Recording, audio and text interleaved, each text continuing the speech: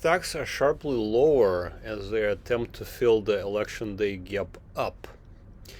The euro also hit a 52-week low, and it has so far dragged the European stocks with it. It looks quite dangerous, actually. We'll examine where this could lead.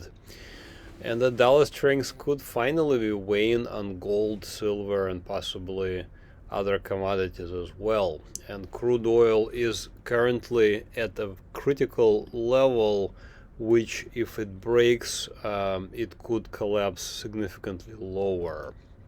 All this and more in today's edition of MasterChartsTrading.com market recap for Friday, November 15th, 2024. Please hit the like button, subscribe to this channel, make a comment, and share this video so that more people can see it and benefit from it. If you're a subscriber, stay tuned. We'll be covering various securities in the members only video, namely market breadth. Crude oil I will cover in the regular video, but I'll mention it again in the members only, as well as multiple currencies that we'll be looking at as well. As well as large caps, as well as some of the speculative securities. All right, let's get started. We're currently looking at S&P 500. So these are all-time highs on the November 11th right there. And since then, we kind of pulled back, especially today. Notice this gap down, and then we kind of continued lower, although there was a little bit of buying at the very end. But I think what's happening is as they say, the stocks hate gaps, unfilled gaps, and we're seeing this gap right there between 5th of November and 6th of November, so the election day. Looks like a gap up is still quite large and looming. So I think, today already we have touched that area in the gap. So you notice this, we made a low and it's already within the gap. So we already have partially closed it, and I think when or if we close it, we will by then touch this green support resistance line. By the way, you can find out more about these lines. This is pretty much all I use as far as trading is concerned, and you can follow the link in the description. So what's currently happening again is we're seeing this gap being filled, and there is no change from clearly a bullish perspective, clearly an uptrend. There is just no opportunity to really buy. Ideally, we should be buying around the blue support resistance line. And notice that the last opportunities were, in exactly a year ago, November 2023. That was the last opportunity to buy. How do I know? You can kind of just visually look at this chart and see that I'm not really doing anything magical. I'm only seeing like a pullback towards the blue support resistance line. So this is exactly what I want to see. I want to see a pullback towards the blue line, and at that point I want to be buying. Now currently we don't even have that. We're just so far out there in the clouds that we need to see a significant pullback for me to become interested in buying this particular security. There's plenty of others, and like I said, we're going to be covering a bunch of them, and some of them have good opportunities, Disney for example. But as far as the actual index or the ETF that tracks that index, not really any good opportunities currently. However, again, a pullback towards this gap, which is already being filled as we speak, is very likely. Let's switch gears. Now we're looking at euro versus US dollar. So euro divided by US dollar. So in a forex universe, when we trade currency pairs, for example euro US dollar, we need to think which currency is predominating currently. and it's currently predominating the dollar is the stronger of the two currencies. So US dollar is in this case on the bottom of this equation, euro divided by US dollar, so it's pulling this currency pair lower. Indeed, that's what's happening. We're seeing euro, notice this downward facing arrows. These are actual alerts from my subscribers that occurred here in the late October, and then euro just collapsed following the elections, and dollar gained as a result. Now we're seeing euro at 52-week lows. So what does that mean? That means dollar expectations for dollar to be stronger, obviously, and expectations for European economies to be not as strong going forward, possibly. Although it's difficult to correlate strength or weakness in a particular currency to the actual economy or the performance of their stock market in that particular country. Sometimes we have a weak dollar and stocks are going up. Sometimes we have strong dollar, stocks are still going up. So the correlations are not that strong. In fact, let's just kind of look at it from a point of view of correlations. So here's dollar currency index, DXY, and down below here is a correlation to the S&P 500. And it's sort of all over the place. I mean, sometimes it's negative, sometimes it's positive. Would you trade on this kind of all over the place indicator? Not really. So not really any good way to measure performance based on the currency performance. Having said that, currently we're seeing euro at 52-week lows, and additionally we're seeing weakness in European markets. So here's European ETF, VGK is a ticker symbol that can be traded in the United States here. And notice that it's been under pressure since September, and we did hit new records here in September, but it's been under pressure. And additionally, what's happening is, notice this, the indicators are curving up. So remember, these are trend-setting indicators, trend-following indicators. So when the price gets closer to the red line or the yellow line, it's making it easier for the security to enter a new bear market. So this is what I'm seeing here, is that the security is approaching a new bear market. And so this European ETF VGK will be in a bear market when or if it gets to this yellow support resistance line. So we are currently about 6% away from it. And can we get there, or rather, when can we get there? I mean, if we're just going to continue the way we've been going, which is basically straight down, we could get to a new bear market in Europe in early December. I mean, a lot can happen, and quite often we're seeing support around this red support resistance line, and the security will just sort of bounce around here and then rally again. For now, I'm not horribly scared for Europe, but I am a little concerned because we're approaching what's called a caution. So red line would be caution. So let's wait and see again where this is going. Like I said, there is very poor correlation between performance of currency and the performance of the stock market. So as of right now, there is good correlation between euro dropping and stock market of Europe also dropping, but this could change at any time. So let's see what happens. And several of the securities that we're going to be covering in the members only section are also European. So for example, Germany, France, Italy, and Spain will be covered in the members only section. So stay tuned for that.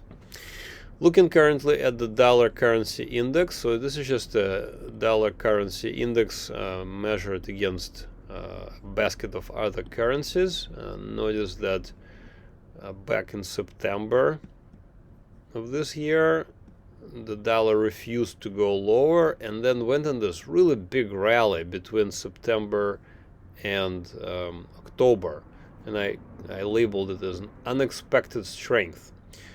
And then it broke out into a new bull market. So a new bull market implies a close above this blue support resistance line of the trend setting indicators.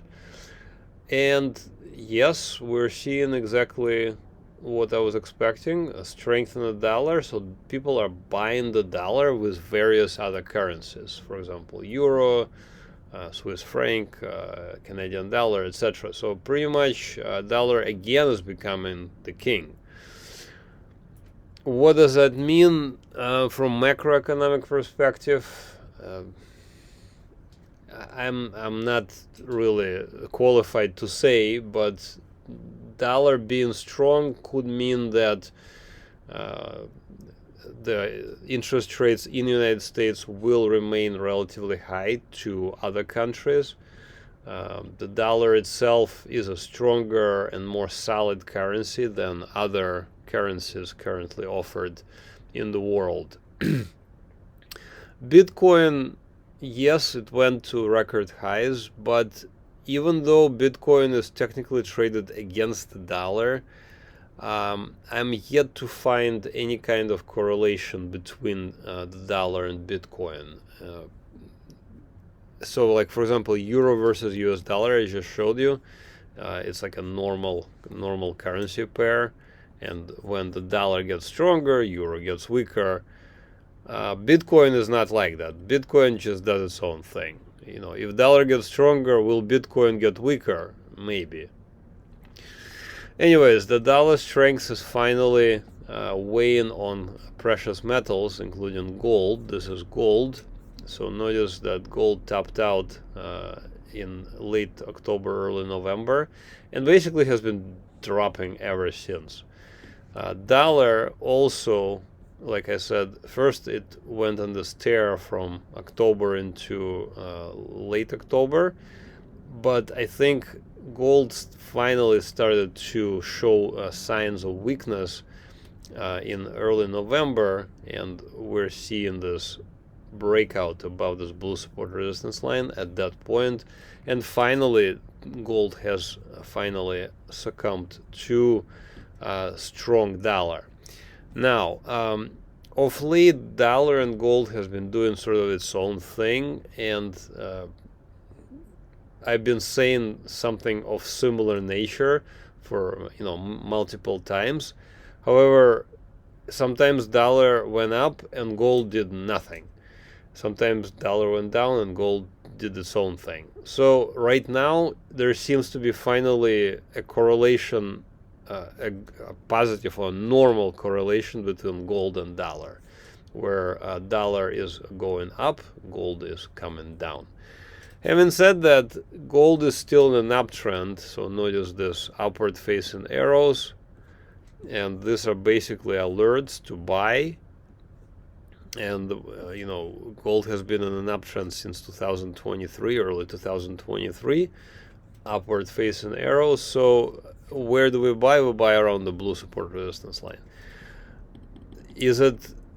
We're waiting for something of similar nature, because the gold, because blue support resistance line is actually quite close now, and at that point it's about 4% away, and at that point gold would become an interesting buying opportunity, or a relatively low risk buying opportunity, because we need to put our stop somewhere. And so when or if we buy gold, let's say around the blue support resistance line, we need to put our stop somewhere. So the stop would be around the red line, which is 8% away. So this is what's happening as far as gold versus dollar is concerned. We will be again watching that quite closely. Finally, I wanted to wrap up with crude oil. So crude oil has been under pressure for various reasons. Some of it has to do with demand, lower demand due to switch to, for example, electrical vehicles and things of that nature.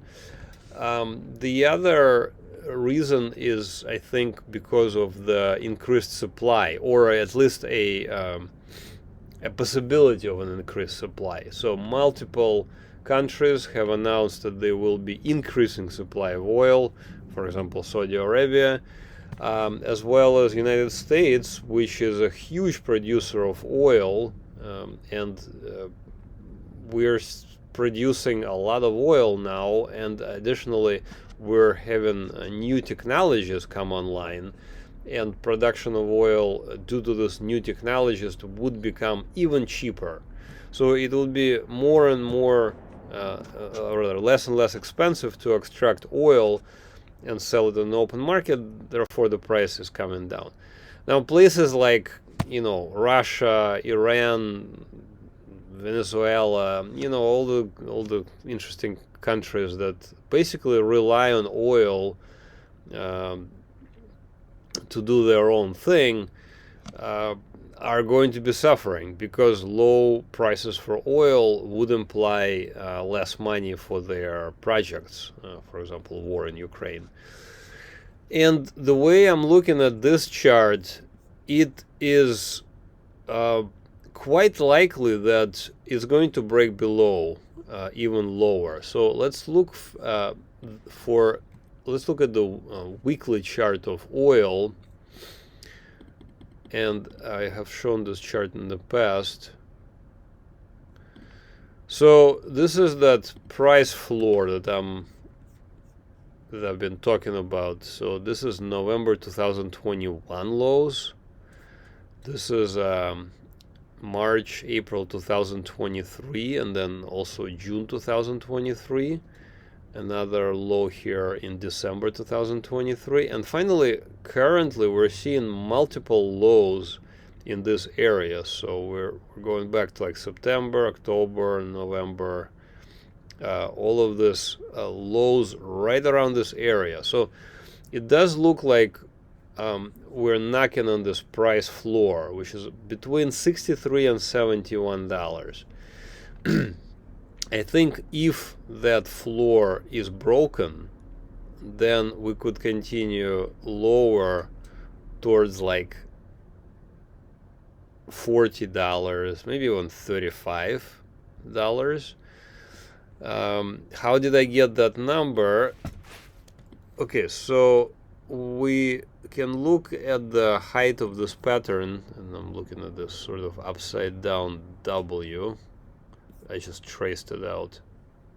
So the lows in 2023, highs in September 23, again low in December 23, another high in April 24, and now we're having the lows in October, November of 2024 currently.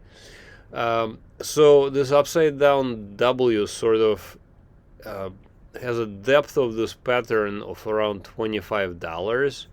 And I think if it breaks that area, the maybe $64, maybe $63 and a half, $64, I think it will just collapse towards like the 40s and 30s.